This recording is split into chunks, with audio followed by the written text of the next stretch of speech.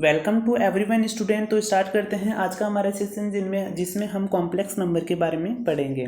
आज का सुविचार, हम लोगों की सबसे बड़ी कमजोरी हार मान लेना है। कामयाबी होने का सबसे निश्चित तरीका है हमेशा एक और बार प्रयास करना। थॉमस अल्वा एडिसन महान वैज्ञानिक का यह सुविचार है। अब हम पढ़ते हैं कॉम्प्लेक्स नंबर पोलर फॉर्म, यानी कि हम पढ़ेंगे आज जो कॉम्प्लेक्स नंबर है उसकी पोलर फॉर्म पढ़ेंगे।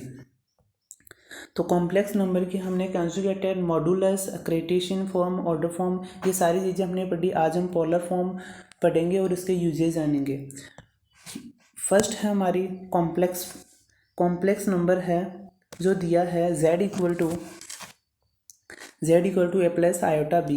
इसकी जो कार्टेशियन फॉर्म है, निर्देशांक फॉर्म है, वो है ए और बी। और इसी तरह सेकंड, यदि कॉम्प्लेक्स नंबर है x प्लस आयोटा वाई, तो इसका जो ऑर्डर है वो कैसे लिखेंगे, x और y।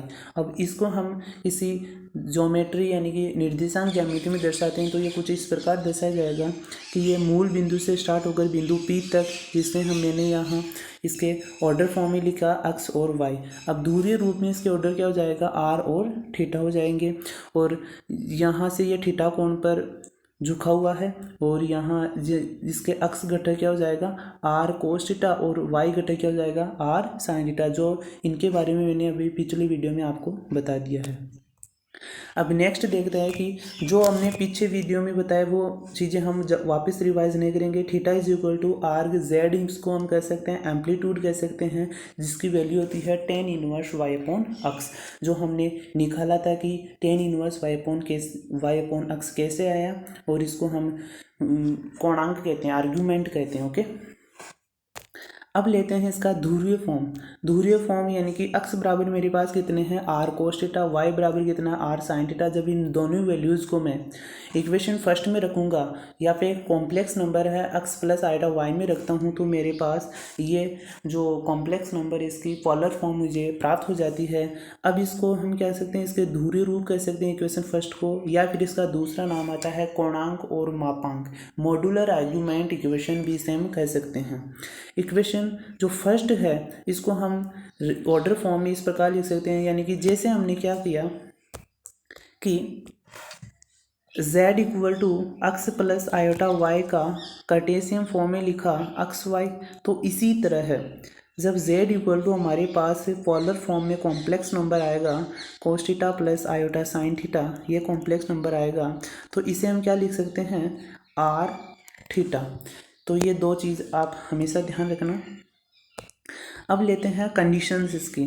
यदि हमें कार्टेशियन फॉर्म में complex number 1, complex number 2, complex number 3, इसी तरह है एक सीरीज़ के रूप में जब n कॉम्प्लेक्स नंबर दे दी जाए तो इसका ऑर्डर फॉर्म में हम कैसे लिखेंगे, यानी कि जब इनको जब मल्टीप्लाई की जाए तो इनका जो पोलर फॉर्म है वो किस रूप में आएगा, वो इस रूप में आएगा कि जैसे फर्स्ट इक्वेशन में दिया हुआ है कि r इस इक्वेशन में मल्टीप्लाई हो रहा है, यानी कि r इस इक्वेशन में क्या हो रहा है, मल्टीप्लाई हो रहा है, और जो एंगल है, जो कोण है वो इसमें ऐड हो रहा है, जो एंगल है वो इसमें क्या हो रहा है, ऐड हो रहा है। तो इस कारण हम जो मॉडुलस है r, इसको तो हम मल्टीप्लाई करेंगे, और जो कोणांक है, जो आर्गुमेंट है, इसको हम ऐड करेंगे। तो इस तरह हम लिख सकते हैं कि जब हम z1 z2 z3 and so on zn को जब मल्टीप्लाई करेंगे तो इसमें मॉड्यूलर को तो हम मल्टीप्लाई करेंगे, और जो कोणांक है,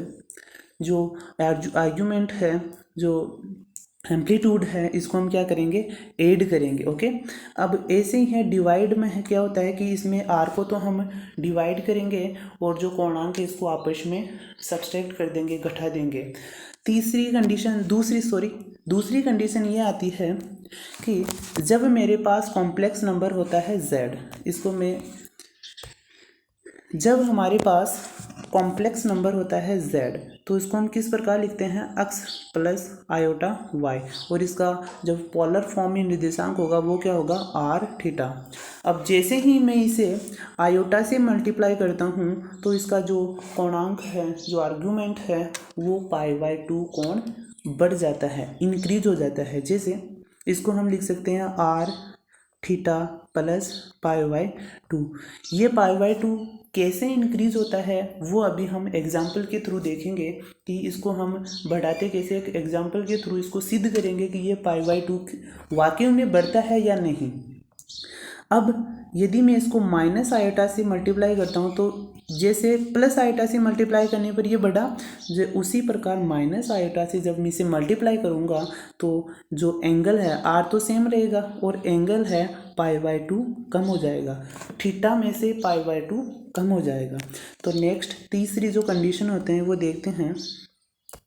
तीसरी कंडीशन में हमें इस प्रकार समझना होगा कि यदि हमारे पास z equal to x plus iota y इस प्रकार का कोई कॉम्प्लेक्स नंबर होगा तो हम उसके कोणांक, उसका मॉड्यूलर आर्ग्यूमेंट निकाल सकते हैं। लेकिन जब हमारे पास इस प्रकार के कोई कॉम्प्लेक्स नंबर दी जाए, यानी कि कोणांक के रूप में हमें कोई कॉम्प्लेक्स नंबर दी जाए जैसे minus sine theta plus iota 1 plus cos theta, तो इस कंडीशन में हम इसके मॉड्यूलर और आर्ग्यूमेंट कैसे फाइंड आउट कर सकते हैं।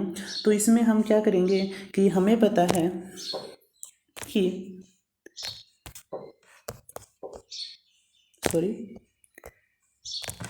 कि हमें पता है कि कोस 2 थीटा इक्वल टू क्या होता है, 2 कोस स्क्वायर थीटा माइनस 1। अब 2 कोस स्क्वायर थीटा बराबर क्या होता है, कोस थीटा, कोस 2 थीटा प्लस 1। इसी तरह यदि मैं यहाँ एंगल यहाँ हाफ लेता हूँ तो उस कंडीशन में क्या होता है कि कोस थीटा प्लस 1 किसके बराबर होता है, 2 कोस स्क्वायर थीटा बाई 2। अब ये कंडीशन हम यहाँ रखेंगे, ये कंडीशन हम यहाँ रखेंगे तो अब इस जो साइन थीटा है उसके सामने क्या लिख सकते हैं, 2 साइन थीटा, यानी कि हाफ एंगल में तोड़े तो फॉर्मूला लगता है साइन 2 थीटा वाला, तो ये हो जाएगा 2 sine theta by 2 cos theta by 2। तो इनमें से दोनों में से कोस थीटा बाई 2 कॉमन आ जाएगा, 2 कोस थीटा बाई 2 कॉमन आ जाएगा और जो अंदर रहेगा वो रहेगा minus sine theta by 2 plus iota cos theta by 2। अब क्या करते हैं, जो cos theta by 2 cos theta by 2 बाहर आ जाएगा। अब हमें आयलर जो फॉर्मूला है क्या है, कोस theta plus iota sine theta. इस इक्वेशन को हमें इस इक्वेशन में चेंज करना है तो साइन को क्या बनाना पड़ेगा, कोस, और कोस को क्या बनाना पड़ेगा, साइन। तो इसमें हम एंगल को ज़्यादा कम कर देते हैं, यानी कि हम साइन को इस प्रकार लिख सकते हैं कि cos pi by 2 plus theta by 2, क्योंकि pi by 2 plus theta by 2 यानी कि सेकंड चतुर्थांश में सेकंड जो कोऑर्डिनेट होगा वहाँ पर कोस नेगेटिव और पाई बाई 2 वापस साइन में चेंज हो जाएगा। तो इस तरह हम साइन थीटा बाई 2 को लिख सकते हैं कोस, साइन थीटा बाई 2 को हम क्या लिख सकते हैं, cos pi by 2 plus theta by 2, और इसी तरह कोस थीटा बाई 2 को हम क्या लिख सकते हैं, sine pi by 2 plus theta by 2। अब इस कंडीशन में देखते हैं कि ये एक हमारे पास आयलर फॉर्म की एक रूप बन गई, आयलर फॉर्म की रूप बन गई। इसको हम लिख सकते हैं e की power pi by 2 plus theta by 2 multiply iota. अब इसके लिए हमारे पास इसका कोणांक कितना हो गया, कोणांक हमें प्राप्त हो गया पाई बाई 2 प्लस थीटा बाई 2। इसको हम लिख सकते हैं पाई प्लस थीटा बाई 2, और जो मॉड्यूलर जो हमें आर के रूप में प्राप्त होता है वो बाहर प्राप्त हो गया। अर्थात इस इक्वेशन जो हमारे पास जो अंतिम लास्ट इक्वेशन प्राप्त हुई, इस इक्वेशन की जब हम कंपेरिजन करते हैं हमारी इस इक्वेशन से z equal to r cos theta plus iota sine theta से जब कंपेरिजन करते हैं तो हम मॉड्यूलर और आर्ग्यूमेंट की वैल्यू निकाल लेते हैं। अब देखते हैं सेकेंड इक्वेशन में कि पाई बाई 2 कोण कैसे बढ़ता है कैसे कम होता है, वो चीज़ देखते हैं।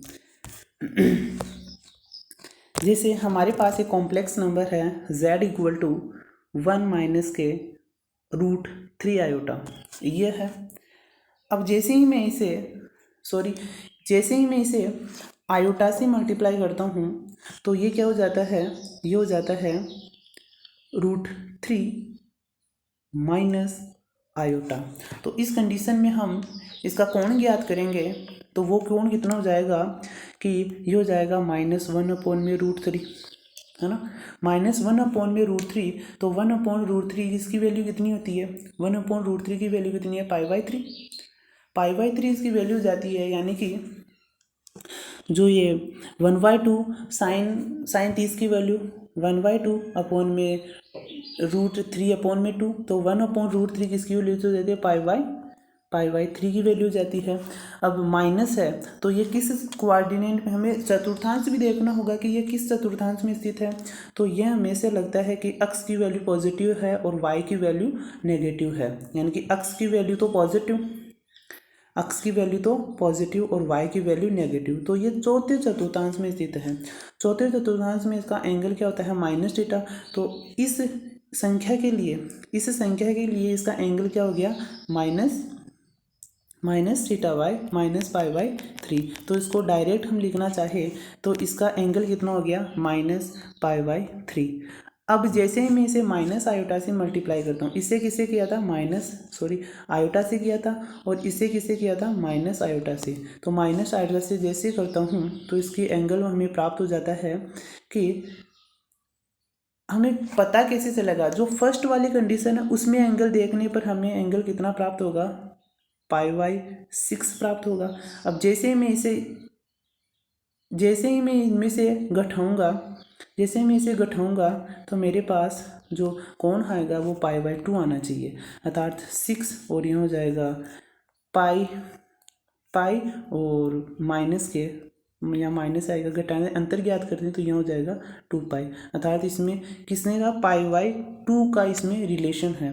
तो इस तरह हमें पता चला कि जब कॉम्प्लेक्स नंबर को आयटा से जब मल्टीप्लाई करते हैं तो इसका कोणांक क्या होता है, इंक्रीज होता है, π/2 इंक्रीज होता है। जब जैसे ही मैं इसे माइनस आइटा से मल्टीप्लाई करता हूँ तो -π/2 इसे इंक्रीज होता है। आई होप कि ये सेशन आपको समझ में आया होगा।